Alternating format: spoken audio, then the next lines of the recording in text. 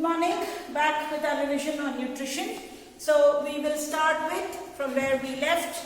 We left from the place essential raw materials required for photosynthesis, which is page number 97 or below that activity of KOH. So the essential raw materials that are required for photosynthesis are carbon dioxide, water, sunlight and chlorophyll. Okay, we also require some essential nutrients such as nitrogen, phosphorus and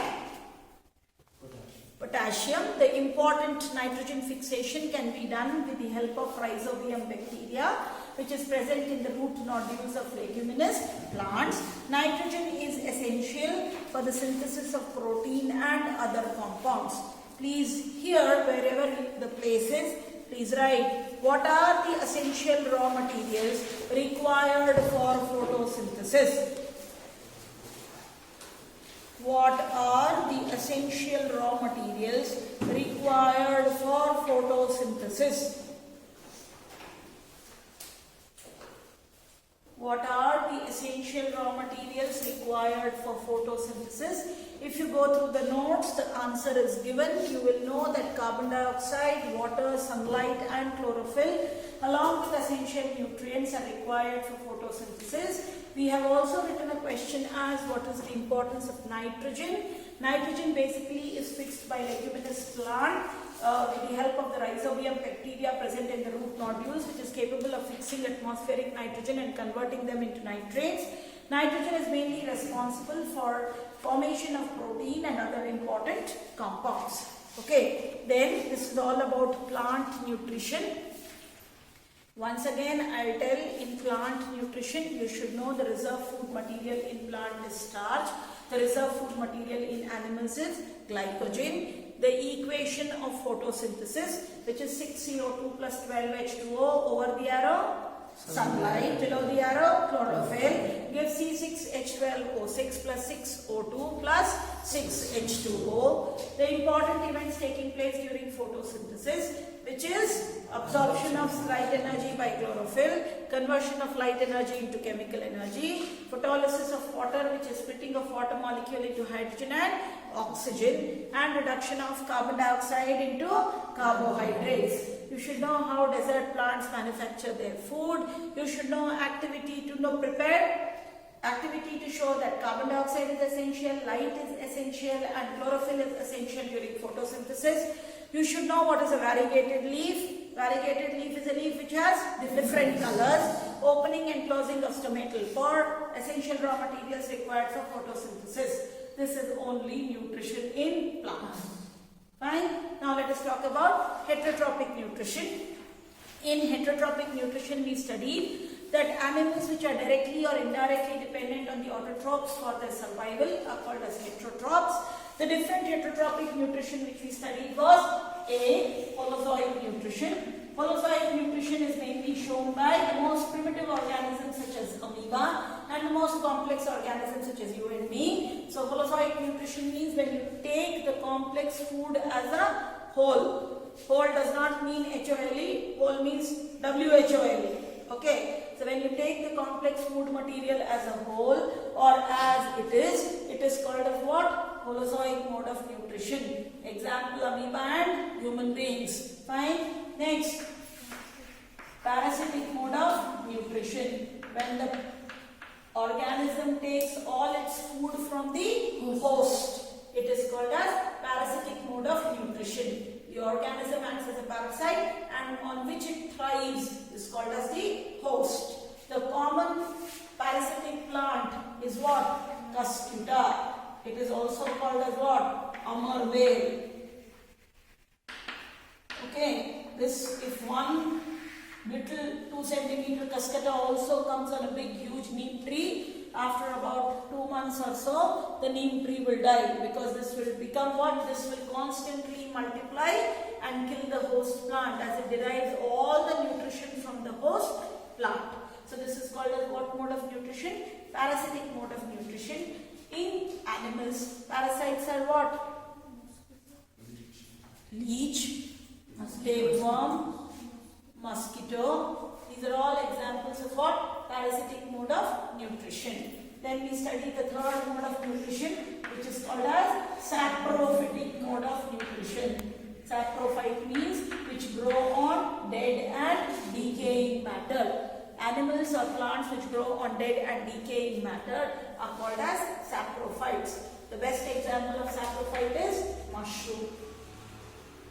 Okay, then we study what? Symbiotic mode of nutrition. Symbiotic mode of nutrition means when the organisms stick together for mutual dependence. That is, we talk about which plant? Lichens, or some people call it as lichens. These lichens are a combination of algae and fungi. The algae provides food and the fungi provides protection. These lichens are indicators of air pollution. Okay, so there may be, as you have seen the paper pattern, you have a paragraph based question. If you have seen, if you have not seen, we'll discuss the paper. So in the present paper pattern of yours, which has changed, you have a 5-mark question in which a paragraph is given which is not taken from the textbook. It is taken from somewhere else, but then it has questions which will be based on something like this. So always understand, lichens are symbiotic mode of nutrition. They are between algae and fungi, and they are an indicator of air pollution. Clear? So this is symbiotic mode of nutrition. All clear? When the organism takes the complex food material as it is, holozoic mode of nutrition. When the organism completely derives its food from the host, parasitic mode of nutrition. Plant parasite, Cuscuta or Amarbale. Animal parasite, tapeworm or leech. Saprophytic mode of nutrition, when the organism takes its food from dead and decaying matter. Examples, mushroom. Symbiotic mode of nutrition, when the two organisms stay with each other for mutual dependence. You will always see a cow with a white colored bird or a buffalo with a white colored bird. That is what? Cattle egret. What does buffalo do? Buffalo gives it food. All the ticks which are present, it takes away. And cattle egret takes away. And what does buffalo? What does cattle egret do? It helps in removal of all the ticks and cleaning. It gets food, whereas what does buffalo get? Removal, as well as buffalo gives shelter to cattle egret. You will see a naakal madhyadalella odadta irutte adu. So that cattle egret and buffalo, or cattle egret and any cattle, is also what? Symbiotic mode of relationship. Or algae and fungi together are called lichens. Lichens are indicators of air pollution in a particular area. Clear? This is all about what? Heterotrophic mode of nutrition. We have to study with diagrams holozoic mode of nutrition in amoeba. Amoeba is a unicellular organism. This is again a 3-mark question in board. Holozoic mode of nutrition. Amoeba basically is a unicellular organism. It moves with the help of pseudopodia or false fruit. Okay. Now, last year in some paper, this false fruit was written as fast food. I don't know how I pronounce that it appears as fast food. So please, amoeba does not walk with fast food. It walks with false fruit. Okay. So, which is also called as what? Pseudopodia. When the amoeba sees the food, the pseudopodia of both sides join together and they form what? A vacuole. This is called as what vacuole? Food vacuole. Now the food vacuole moves all along the line and length of amoeba body, becoming smaller and smaller, and amoeba digesting and assimilating its food. When it becomes very small, it goes and hits the outer wall of amoeba and it ejects out, or it erupts out into the water in which amoeba is present. So this is how amoeba takes its food completely as a whole, and hence it is called as what mode of nutrition? Holozoic mode of nutrition. In amoeba, there is no mouth and hence food can be taken from any place. In paramecium, food is taken from a particular place and the cilia all over the body of the paramecium will beat continuously to bring the food to that level and then it gets digested. Clear? So difference between amoeba and paramecium, amoeba can take from any part of the body, whereas paramecium has a definite place and the cilia all over the body beat continuously to bring the food to that particular place and then gets digested. Clear? Now let us talk about human beings. Is it clear? See, if you're not understanding as I'm going very fast, we have that slow class also, where I would have done little. You can check and find out. Okay? So now let's talk about nutrition in human beings. We will do till stomach today, and from stomach we will continue tomorrow. So the first thing, as I eat my nutritious food, the food is first taken into the mouth.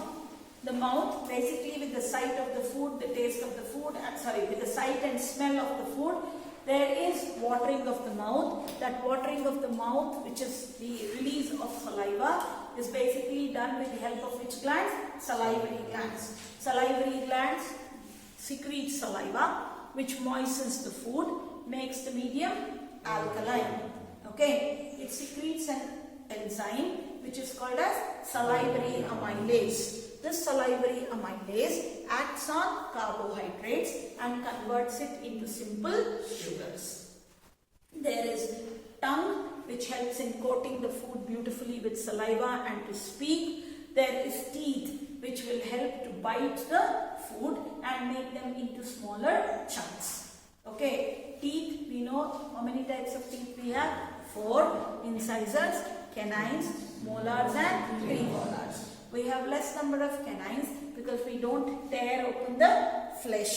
We eat cooked meat.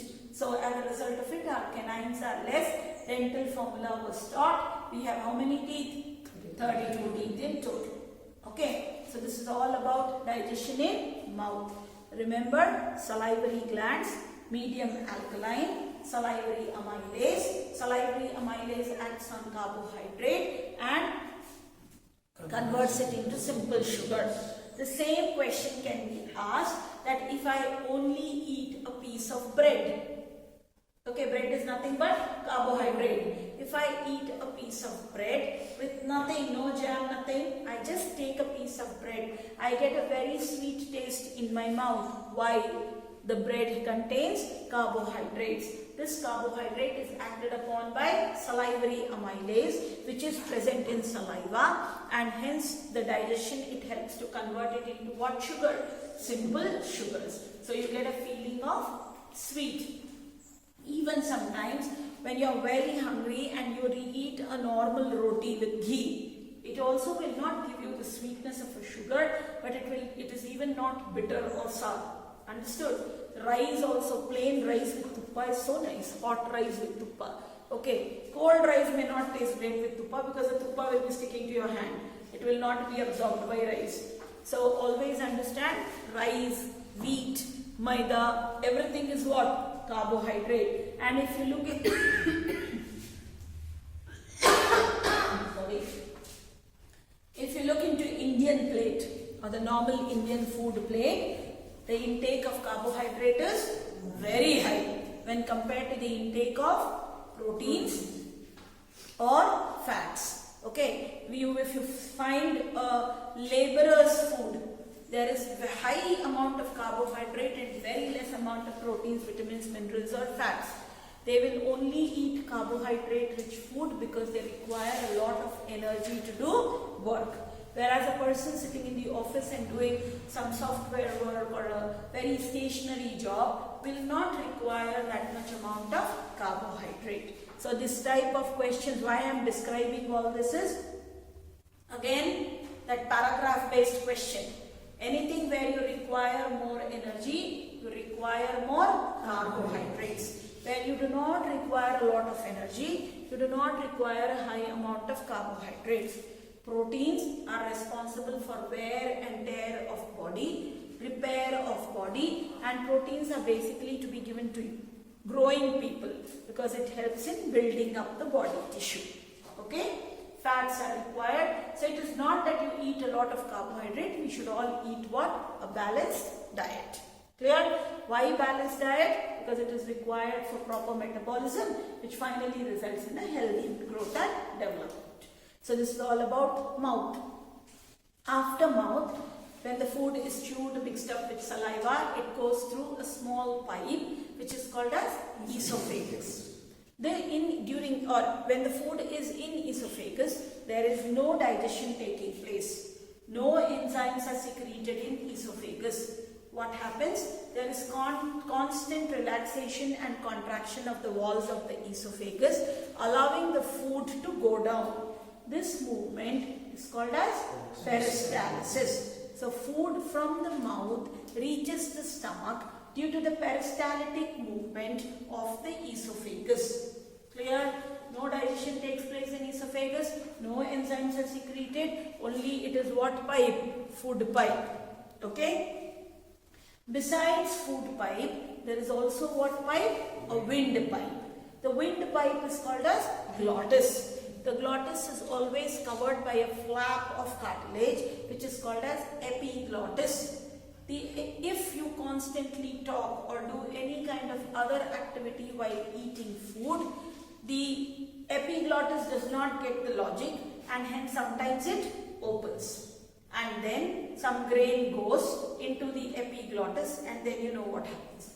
You sneeze, you cough, watering of eyes, and finally that nasal passage, say from the nose, that little grain will come out. And until it comes out or you sneeze out, you will be highly restless. And that is why initial days people told that while eating you should not talk, you should not see, you should sit in a comfortable position and eat. That comfortable position was sitting on a cross-legged position so that our stomach is pressed and we will not eat like the way we hog now. Okay? But now we don't believe in that posture and a lot of children can't sit and eat in that posture. So as a result of it, what happens? You, while eating, while seeing, I don't know, doing what kind of activities doing it, you eat. So there is a lot of chance that the body does not really come to know that you are eating. So there should be a proper posture. Even during reading, I think a lot of you read on the bed, which is wrong. Reading always means in enough light, sitting on the table and reading. Nowadays, what all rules were made before, you people have scratched out. You can play in the toilet also. Okay, because I have seen children carrying their mobiles to the washroom and playing there because parents don't allow them to play outside.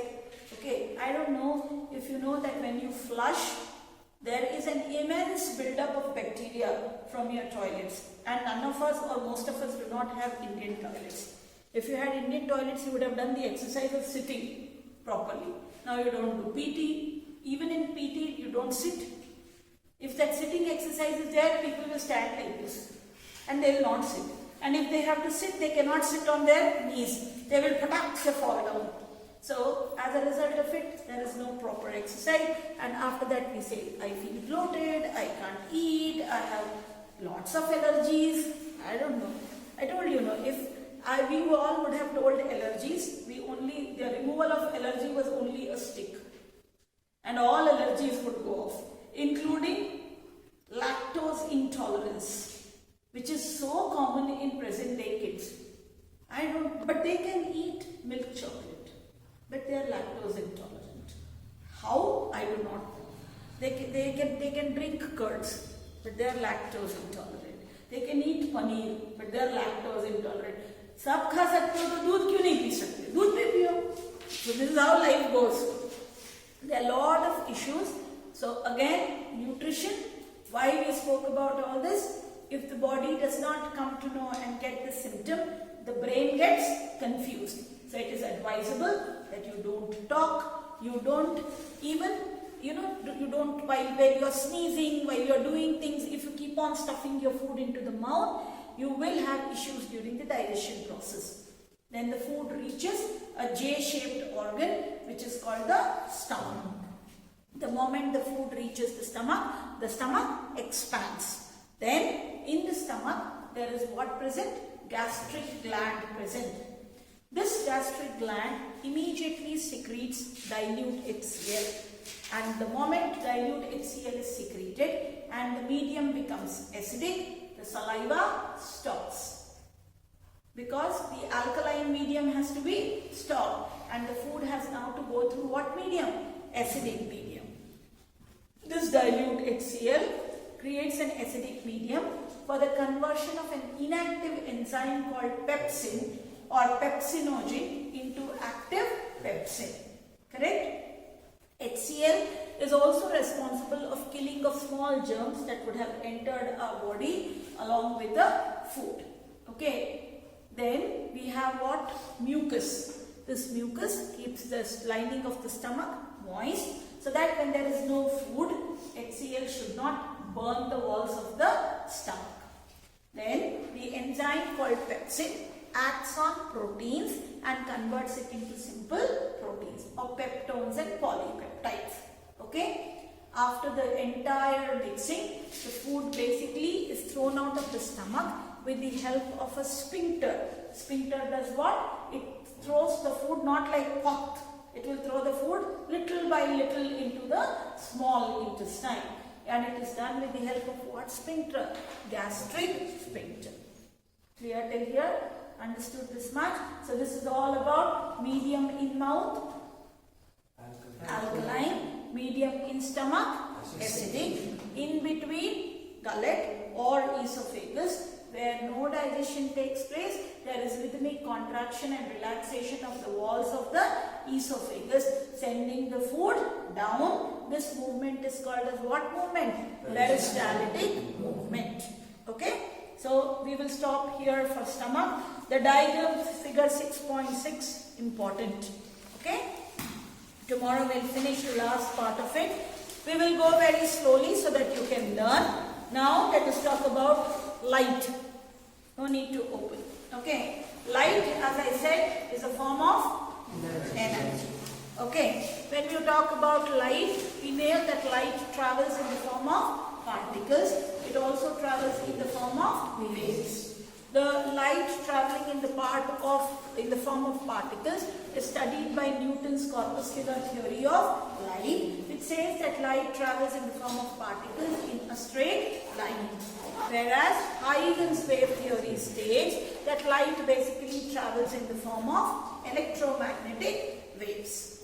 Whenever I talk about light, we talk about many phenomena such as reflection, refraction, diffraction, dispersion, lot of it. But we have what? Only reflection and refraction. When I talk about light, I always talk about a small part of physics which is called optics. So the study of light and the phenomena associated with light is studied under a separate branch of physics which is called optics. When I talk about optics, we have two kinds of object, point object and extended object. If I take an object, but if I take an object like this, you should draw the head of the object. Okay, it is written as what object? Extended object. Clear? We have two kinds of images, real image and virtual image. Difference between real and virtual are very, very important. 2-mark question in board. Clear? What are real images? Real images are formed when two rays actually meet at a point after reflection from a mirror or refraction from a lens. When the two rays appear to meet at a point after reflection from the mirror or refraction from the lens, it is called what image? Virtual image. Real images can be taken on the screen. Virtual images cannot be taken on the screen. Real images are inverted. Virtual images are direct. Real images formed in front of the mirror. Virtual images are formed behind the mirror. Real images are represented by solid lines. Virtual images are represented by dotted lines. Clear? So the difference between real and virtual images are important. Then we studied what mirror? Plane mirror. How is a plane mirror made? You take a glass sheet and then paint it with the help of silver. The silver acts as a reflecting surface. What are the characteristics of images formed by plane mirror? It is virtual. It is erect. It is formed behind the mirror. It is laterally inverted. What do you mean by lateral inversion? Right side appears left and left side appears right. Object distance is equal to image distance. Height of the object is equal to height of the image, and magnification is +1. Very important 2-mark question. What are the characteristics of image formed by plane mirror? Virtual, erect, formed behind the mirror. All three can be put into 1 point. Okay. Image is laterally inverted. Object distance from the mirror is equal to image distance from the mirror. Height of the object is equal to height of the image. Image is, or the magnification of the image is +1. From tomorrow we'll start reflection in mirrors. Thank you.